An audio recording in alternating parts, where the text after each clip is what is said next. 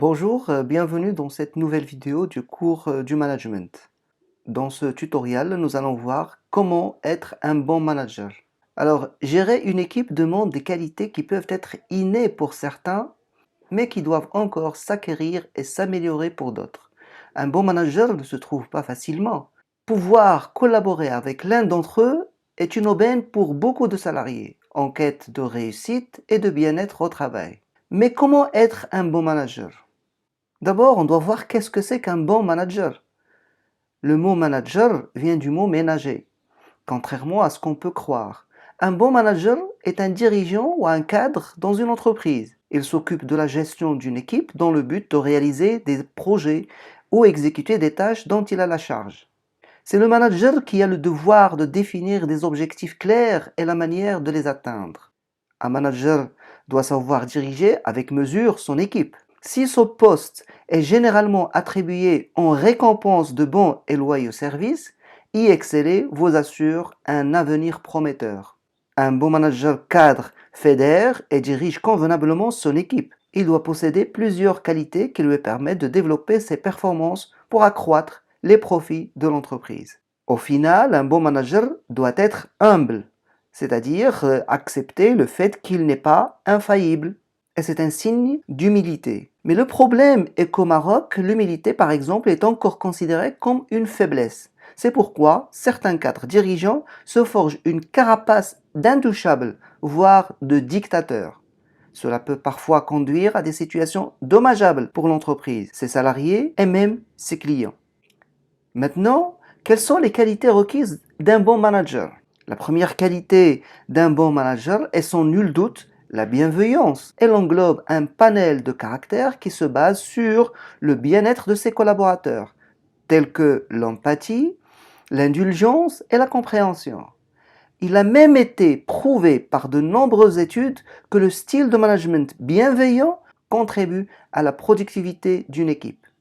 Cependant, il ne faut pas confondre bienveillance et naïveté.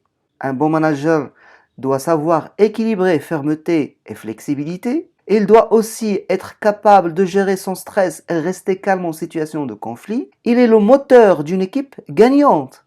Il motive et accompagne chaque membre de son équipe pour terminer un projet en temps et en heure.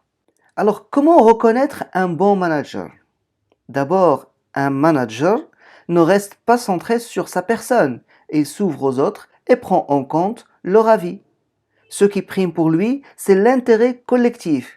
Mais cela ne veut pas dire qu'il n'exprime pas ses besoins.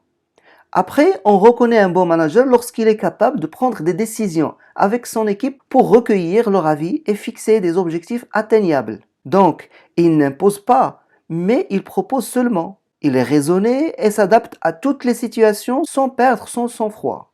Il donne l'exemple à son équipe et impulse sa cohésion en veillant à garder la qualité des conditions de travail entre les collaborateurs. Un bon manager fait confiance à son équipe et la laisse libre de gérer son temps tant que les objectifs fixés sont atteints. Donc, il fait confiance et accorde le droit à l'erreur. Il sait déléguer et n'exige pas des feedbacks intempestifs. Il prend le temps d'analyser chaque situation avant de réagir et éviter le micromanagement. Il veille aussi à donner un sens à chaque tâche et favorise la communication avec les collaborateurs. C'est un conseiller qui écoute et guide pour que l'équipe reste active et dynamique. Un bon manager est celui qui fête les échecs comme il fête les succès. Il ne manque pas de complimenter ses collaborateurs et récompense le développement des compétences. Un manager devrait avoir tout au long de sa carrière l'envie de progresser. Il doit être convaincu que la volonté de changer est la meilleure solution. Alors, les deux baromètres de chaque manager devraient être la qualité du travail fourni par son équipe et l'ambiance au sein de l'entreprise. Maintenant, qu'est-ce qu'on en attend d'un bon manager? Ses missions sont nombreuses et souvent complexes. Cependant, dans l'ensemble, on attend de lui des compétences managériales efficaces. C'est lui qui sélectionne son équipe. Il doit savoir repérer les talents qui l'aideront à exécuter convenablement ses tâches, leur accorder sa confiance, les faire grandir, mais aussi savoir s'en séparer quand cela devient impératif. C'est un chef d'orchestre possédant une vision d'ensemble qui permet à son équipe d'agir en totale harmonie. Il compose avec des personnalités, des comportements, des motivations souvent opposées. Il sait obtenir le meilleur de chaque collaborateur, les encourager, les recadrer. Donc, il sait être bienveillant. Il est respecté pour son savoir-faire, mais doit savoir stimuler l'intelligence collective de son équipe. Son rôle est aussi de faire agir, tout en agissant lui-même, pour amener les collaborateurs à reconnaître qu'il est présent et disponible. Tout cela dans le seul but d'accroître les bénéfices de l'entreprise. Alors maintenant, quelles sont les fonctions d'un manager? Un manager ne peut pas forcément avoir toutes les qualités indispensables d'un bon manager. Toutefois, il doit être capable de tenir 6 fonctions. D'abord, c'est lui qui est aux commandes et qui établit la meilleure stratégie pour atteindre les objectifs. Donc c'est à lui de piloter les activités. Il demande l'avis de ses collaborateurs pour avoir une vision globale de la manière dont il va mener à bien le projet. C'est lui qui se charge de répartir les tâches et de coordonner le travail. Ensuite, il planifie selon les disponibilités de chacun et les objectifs fixés.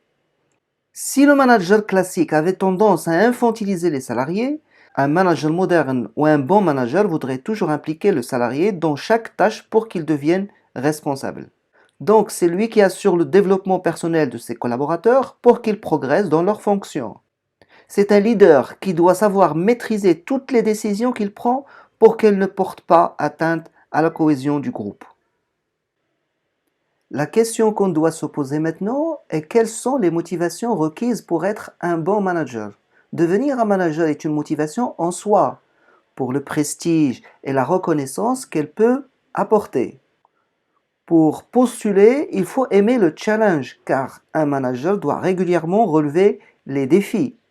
C'est également une fonction qui exige de la polyvalence à cause des diverses tâches que le métier incombe et peut être amené à gérer des tâches qui touchent aux ressources humaines ou faire de la rédaction pour le reporting. Ceux qui sont en quête d'autonomie apprécieront aussi de tenir ce poste. Sinon, certaines motivations doivent passer sous silence, même si elles sont les raisons majeures du choix du métier, l'argent et la quête de pouvoir, qui pourraient faire de vous un mauvais manager.